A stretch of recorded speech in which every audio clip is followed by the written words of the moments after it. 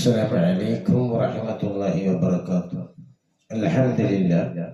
الحمد لله رب العالمين، والصلاة والسلام على رسول الله وعلى آله وصحبه أجمعين. أما بعد. ഏറ്റവും സ്നേഹനിധികളായ എൻ്റെ പ്രേക്ഷകരെ, സഹോദര സഹോദരിമാരെ, വത്സല്യനിധികളായ എൻ്റെ ശബ്ദം വീക്ഷിക്കുന്ന മാന്യ സുഹൃത്തുക്കളെ, പരിശുദ്ധമായ റമദാൻ ഏതാനും ദിവസങ്ങൾക്ക് അകം നമ്മളിൽ നിന്ന് വിട പറയാൻ പോവുകയാണ്. ലൈലത്തുൽ ഖദ്റിനെ പ്രതീക്ഷിച്ചുകൊണ്ട് നബി സല്ലല്ലാഹു അലൈഹി വസല്ലം തങ്ങൾ പഠിപ്പിച്ചു തന്ന ഒരു മഹത്തായ അദ്കാർ എല്ലാവർക്കും അറിയാം. അല്ലാഹുമ്മ അഅ്തിഖ്നി മിനന്നാർ വഅദ്ഖിൽനിൽ ജന്നത യാ റബ്ബൽ ആലമീൻ എന്നുള്ള ദിക്റുകളൊക്കെ പതിവാക്കുക.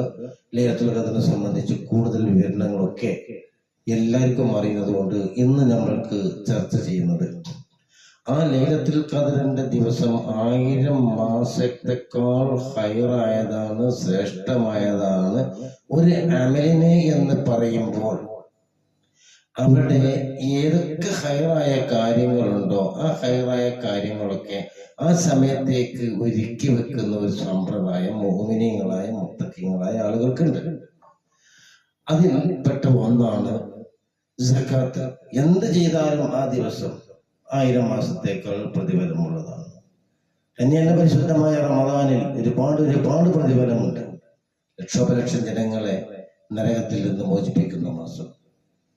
അപ്പൊ ഇങ്ങനെ ഒരുപാട് കാര്യങ്ങൾ ഉണ്ടാകുമ്പോൾ നമ്മളൊക്കെ സക്കാത്തിന്റെ വിഷയമാണെങ്കിലും അതുപോലെ ദാനധർമ്മമാണെങ്കിലും കൂടുതൽ അധികരിപ്പിക്കുന്ന ഒരു ടൈമാണ് പരിശുദ്ധമായ റമദാൻ. എന്നാൽ ഇവിടെ 1-2 കാര്യങ്ങൾ ഞാൻ നിങ്ങളുടെ ശ്രദ്ധയിൽപ്പെടുത്തുകയാണ്. സക്കാത്ത് കൊടുക്കേണ്ടത് ആർക്കാണെന്ന് എല്ലാവർക്കും അറിയാം. മിസ്കീന്, ഫക്കീർ, ഇങ്ങനെ പോലത്തെ ഒരുപാട് ആളുകളെ സംബന്ധിച്ച് ഖുർആനിൽ പറയപ്പെട്ട ആളുകളൊക്കെ ഉണ്ട്. അത് ചില ആളുകൾക്കൊക്കെ നമുക്ക് എത്തിക്കാൻ കഴിയും, ചില ആളുകളൊന്നും ഇന്ന് ഇല്ല. അതുകൊണ്ട് അത് നമ്മുടെ അജണ്ടയിൽ ഇല്ല. പക്ഷെ ഇവിടെ മാതാപിതാക്കൾക്ക് സക്കാത്ത് കൊടുത്താൽ വീടോ എന്ന് 1-2 ആൾക്കാർ എന്നോട് ഇങ്ങനെ കാര്യങ്ങൾ ചോദിച്ചത് കൊണ്ടാണ് ഞാൻ ഇങ്ങനെ ഇതുമായി ബന്ധപ്പെട്ട് ഒരു വീഡിയോ ഇടണം എന്ന് ഞാൻ മനസ്സിലാക്കിയിട്ടാണ് ഇത് ഇടുന്നത്. മാതാപിതാക്കൾക്ക് സക്കാത്ത് കൊടുക്കാൻ പറ്റുമോ, അതുപോലെ തന്നെ സന്താനങ്ങൾക്ക് സക്കാത്ത് കൊടുക്കാൻ പറ്റുമോ എന്നുള്ളതിനെ സംബന്ധിച്ച് വളരെ വ്യക്തമായി മഹാന്മാരായ പണ്ഡിതന്മാർ ചർച്ച ചെയ്തതനുസരിച്ച് ഏറ്റവും പ്രബലമായ അഭിപ്രായമാണ്. ഞാൻ പറയുന്നതിനനുസരിച്ച് വേറെ അഭിപ്രായങ്ങളൊക്കെ ഉണ്ടായേക്കാം കേട്ടോ. പക്ഷെ നമ്മൾക്ക് സൂക്ഷ്മതയാണ് വേണ്ടത്. നമ്മുടെ കാര്യങ്ങൾ നമ്മൾക്ക് പൂർണ്ണമായി നിർവഹിക്കണം, നമ്മുടെ കാര്യങ്ങൾ വീഴണം എന്നുള്ള മാനസിക അവസ്ഥയുള്ള ആളുകൾ. അല്ലാതെ മസാല ഉണ്ടാക്കാൻ പോകുകയാണെങ്കിൽ ഒരുപാട് മസാലകൾ ഉണ്ടാവും. ബനീസ്രായേൽക്കാർ മസാല ഉണ്ടാക്കിയ പോലെയായി. ശനിയാഴ്ച ദിവസം നിങ്ങൾ മീൻ പിടിക്കരുത് എന്ന് പറഞ്ഞു, പിടിക്കരുത് എന്നല്ല പറഞ്ഞിട്ടുള്ളൂ. മീൻ നന്നായിട്ട് അള്ളാഹുവിന്റെ പരീക്ഷണാർത്ഥം മരച്ചു കയറി വന്നപ്പോൾ മീനുകളൊക്കെ അവർ തടഞ്ഞു വെച്ചു. ആ കാരണം അവരല്ലാഹു തആല ശിക്ഷിച്ചു എന്നതുപോലെ മസാല ഉണ്ടാക്കിയാൽ അങ്ങനെയാണ്. അപ്പോ മാതാപിതാക്കൾക്ക് അസുരന് സക്കാത്ത് കൊടുക്കൽ ജായിസ് അല്ല, അത് വിടുകയില്ല എന്നാണ് ബഹുഭൂരിപക്ഷം പണ്ഡിതന്മാരുടെയും അഭിപ്രായം. മാതാപിതാക്കൾ ദരിദ്രരാണ്, ഫക്കീറന്മാരാണെങ്കിൽ പക്ഷേ ഇവിടെ മകൻ അവർക്ക് ചെലവ് കൊടുക്കൽ നിർബന്ധമായവനാണ് എന്ന വ്യവസ്ഥ അനുസരിച്ചു കൊണ്ടാണ് സക്കാത്ത് വിടുകയില്ല എന്ന് പറയാൻ കാരണം. ആരൊക്കെയാണ് മാതാപിതാക്കൾ? മാതാവ്, പിതാവ്, പിതാമഹൻ, അതുപോലെ തന്നെ പിതൃമാതാവ് എന്ന് പറഞ്ഞാൽ ഉമ്മ, വാപ്പ, വല്ലിപ്പ, വല്യമ്മ. ഇവർക്ക് സക്കാത്തിന്റെ അവകാശമല്ല, അല്ലാതെ നമ്മുടെ സമ്പത്തിൽ നിന്ന് കൊടുക്കൽ നിർബന്ധമാണ്. അവിടെ എന്ത് ആവശ്യം ഉണ്ടെങ്കിലും കൊടുക്കണം. ബർറുൽ വാലിദൈൻ, മാതാപിതാക്കൾ ഗുണം ചെയ്യാനാണ് അല്ലാഹുവിന്റെ റസൂൽ ഏറ്റവും കൂടുതൽ ഊന്നി പറഞ്ഞ ഒന്നാമതിനെ സംബന്ധിച്ച് ഞാൻ കൂടുതൽ പറയേണ്ടതില്ല. അപ്പൊ നമുക്ക് ഇതാണ് നമുക്ക് കിട്ടേണ്ടത്. അപ്പൊ മാതാപിതാക്കൾ ദരിദ്രരാണെങ്കിൽ അവർക്ക് സക്കാത്ത് മകൻ കൊടുത്താൽ അത് വിടുകയില്ല എന്നുള്ളതാണ്. പിന്നെ മക്കൾക്കും അവൻ ചിലവ് കൊടുക്കുന്ന നിർബന്ധമാണ്. മക്കൾ ആരാണ്? മകള്, മകന്, മകന്റെ മകൻ. ഇവർക്ക് സകാത്ത് നമ്മൾ കൊടുത്താൽ അത് ജായിസല്ല, അത് പരിഗണിക്കപ്പെടുകയില്ല എന്നാണ് ഭൂരിപക്ഷം ആളുകളുടെ അഭിപ്രായം. എന്നാൽ പ്രത്യേകം ഒരു ശ്രദ്ധിക്കേണ്ടത് ഭാര്യ ഭർത്താക്കന്മാര്, ഭർത്താവിന്റെ ഭാര്യക്ക് സകാത്ത് കൊടുത്താൽ കൊള്ളില്ല. മറിച്ച് കാരണം എന്താണ്, എന്ന് പറഞ്ഞാൽ ആ സ്ത്രീകളുടെ സംരക്ഷണം ഏറ്റെടുത്തവനാണ് പുരുഷൻ, ഭർത്താവ് എന്നത് കൊണ്ട് തന്നെ ഭർത്താവിന്റെ ആ സ്ത്രീക്ക് വേണ്ടിയിട്ട് ഭർത്താവ് സക്കാത്ത് കൊടുത്താൽ എന്താവൂല, ജായിസല്ല, അത് ശരിയാകുകയില്ല. നേരെ മറിച്ചൊന്നുണ്ട്, ഭാര്യക്ക് ഭർത്താവിന് സക്കാത്ത് കൊടുക്കാമെന്നാണ്. അത് നേരെ മറിച്ചാണ്. കാരണം എന്താണ്, ഭർത്താവ് ദരിദ്രനാണ്, സക്കാത്തിന്റെ അവകാശിയിൽപ്പെട്ടവനാണെങ്കിൽ ഭാര്യക്ക് ഭർത്താവിന് സക്കാത്ത് കൊടുക്കാം. നേരെ മറിച്ച് ഭർത്താവിന് ഭാര്യക്ക് സക്കാത്ത് കൊടുക്കാൻ പറ്റുകയില്ല. ഇതൊക്കെ പറഞ്ഞത് എന്താ വെച്ചാൽ ഇസ്ലാം വളരെ പവർഫുൾ ആണ് ചുരുക്കി പറഞ്ഞാല്. കാരണം ഇതൊക്കെ ഏറ്റവും പാവപ്പെട്ട ആളുകൾ, നമ്മൾ ചെലവ് കൊടുക്കൽ നിർബന്ധമായ ആളുകൾ അങ്ങോട്ടും ഇങ്ങോട്ടും കൈമാറുകയാണെങ്കിൽ പിന്നെ എല്ലാം വേഗം കഴിച്ചിട്ടാവുന്നുണ്ടല്ലോ, ഒന്ന് പുറത്തേക്ക് പോലല്ലോ, ഒന്നും പുറത്തു പോലും. അപ്പൊ അവിടെ പുറത്തുള്ള നമ്മളെ സഹോദരന്മാരൊക്കെ ഇതിന്റെ അവകാശികളാണ്. ആ അവകാശം അവർക്ക് കിട്ടിക്കോളണം. അപ്പോൾ നമ്മൾ ചെലവ് കൊടുക്കൽ നിർബന്ധമായ ആളുകൾ അല്ലാത്തവർക്ക് നമ്മൾ സകാത്ത് കൊടുക്കേണ്ടത് എന്നുള്ളതാണ്.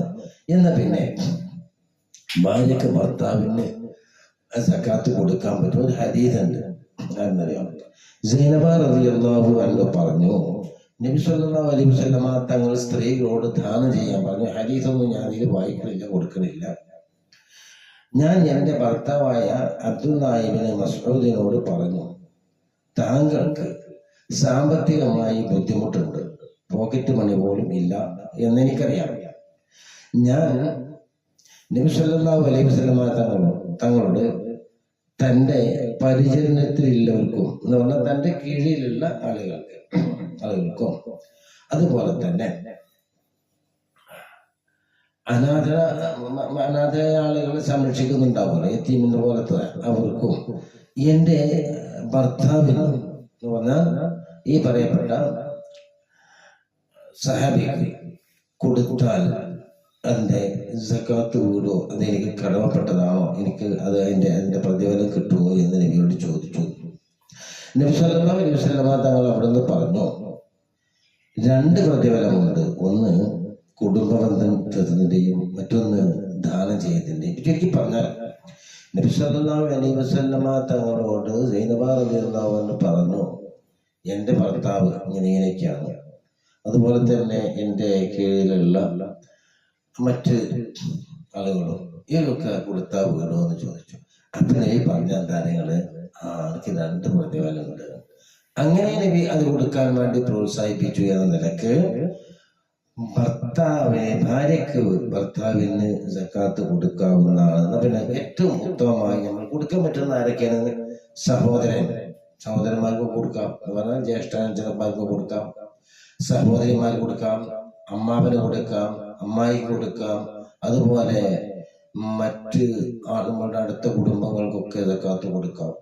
അവർക്കൊന്നും നമ്മൾ ചിലവ് കൊടുക്കുന്ന നിർബന്ധമായ ആളുകളല്ല, അവർക്കൊക്കെ സക്കാത്ത് കൊടുക്കാം, അല്ലേ? അപ്പോ ഇത്തരം കാര്യങ്ങൾ ശ്രദ്ധിക്കുക.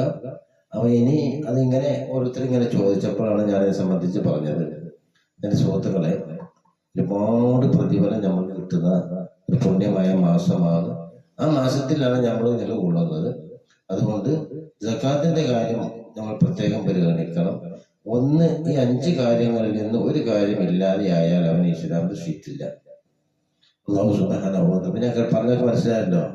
ഓക്കെ. അല്ലാഹു സുബ്ഹാനഹു വ തആല പിന്നെ നമ്മളെ ഈ സക്കാത്തിന്റെ മറ്റുള്ള കണക്കുകളൊക്കെ ഉണ്ടല്ലോ, അതൊക്കെ നമ്മളെ 5ാം ക്ലാസ്സിലെ കുട്ടികളുടെ പുസ്തകത്തിൽ നോക്കിയാൽ അറിയാം. കഴിഞ്ഞ പ്രാവശ്യം ഞാൻ പറഞ്ഞിരുന്നു, സ്വർണത്തിന്റെ, വെള്ളിന്റെ, പശുവിന്റെ, ആട്, മാട്, ഒട്ടകം, അതുപോലെ ധാന്യങ്ങൾ, ഇതൊക്കെ നമ്മളെ 5ാം ക്ലാസ്സിലെ ബുക്കിൽ പോലും പച്ച പകല് പോലെ കുട്ടികൾക്ക് അറിയുന്നതാണ്. അപ്പൊ അതെല്ലാം അതിൽ നോക്കി അതിന് നമ്മുടെ സൂക്ഷ്മതയ്ക്ക് വേണ്ടി അതൊക്കെ നമ്മൾ ചെയ്യുക. ഇതിങ്ങനെ ഒന്ന് രണ്ടാൾക്കാർ ചോദിച്ചപ്പോൾ ഞാൻ പറഞ്ഞതാണ്. അല്ലാഹു സുബ്ഹാനഹു വ തആല നമ്മളിൽ നിന്ന് വന്നു പോയ ചെറുതും വലുതുമായ എല്ലാ പാപങ്ങളും റഹ്മാനെ നീ വിട്ടുകൊടുത്ത് മാപ്പാക്കി തരണേ റബ്ബേ. അല്ലാഹുവേ, ഞങ്ങൾ അറിഞ്ഞും അറിയാതെയും അനവധി നിരവധി ദോഷങ്ങൾ ചെയ്തവരാണ്. ഞങ്ങൾക്ക് നീ മഗ്ഫിറത്ത് നൽകണേ റഹ്മാനേ. ഞങ്ങൾക്ക് നീ പുറത്തു തരണേ റഹ്മാനേ. ലക്ഷോപലക്ഷം ആളുകളെ നരകത്തിൽ നിന്ന് മോചിപ്പിക്കുന്ന മഹത്തായ മാസം ഞങ്ങളുടെ മാതാപിതാക്കളെ കൂട്ടുകുടുംബങ്ങളും കൊണ്ട് വസിയത്ത് ചെയ്തവരെ എല്ലാവരെയും നരകത്തിൽ നിന്ന് മോചിപ്പിക്കുന്ന ഈ ഭാഗത്തിൽ പെടുത്തണേ റഹ്മാനേ. ലൈലത്തുൽ ഖദ്ർ ഞങ്ങൾക്ക് അനുകൂലമായി നിൽക്കുന്ന അവസരം ഞങ്ങൾക്ക് നൽകുകയും അതിലൂടെ ആയിരക്കണക്കിന് പ്രതിഫലങ്ങൾ വാരിക്കൂട്ടാനുള്ള സൗഭാഗ്യം നൽകണേ റഹ്മാനേ. അല്ലാഹുവേ, ഞങ്ങൾ മരിക്കുന്ന സന്ദർഭത്തിൽ ലാ ഇലാഹ ഇല്ലല്ലാഹ് മരിക്കുന്ന മുത്തഖീങ്ങൾ ഞങ്ങൾ ഉൾപ്പെടുത്തണേ റഹ്മാനേ. അല്ലാഹുവേ, ഞങ്ങളുടെ അഖിലിലും മാലിലും നീ ബറക്കത്ത് നൽകണേ റഹ്മാനേ. ഞങ്ങളുടെ ബിസിനസ്സിൽ നീ ബറക്കത്ത് നൽകണേ റഹ്മാനേ. ഞങ്ങളുടെ എല്ലാ വിഷയങ്ങളും നീ നന്നാക്കി തരണേ റഹ്മാനേ. ഞങ്ങൾക്കിടയിൽ എന്തെല്ലാം വിഷയങ്ങൾ പൊരുത്തപ്പെട്ടു പോകാത്ത പല പരിപാടികളും പല കാര്യങ്ങളും ഉണ്ടെങ്കിൽ അതൊക്കെ നീ സുൽഹാക്കി തരണേ റഹ്മാനേ. ഞങ്ങളിൽ നിന്ന് മരിച്ചു പോയ അനവധി നിരവധി ആളുകളുണ്ട്. അവരെ ഓരോരുത്തരുടെയും മനസ്സുകൾ അറിയുന്നതാകോ അവർക്കും ഞങ്ങൾക്കും നീ പുറത്തു തരണേ റഹ്മാനേ. നിന്റെ ജന്നാത്തുൽ ഫിർദൗസിൽ ഞങ്ങളെ ഒരുമിച്ച് കൂട്ടണേ റഹ്മാനേ. അസ്സലാമു അലൈക്കും വറഹ്മത്തുള്ളാഹി വബറകാതുഹു.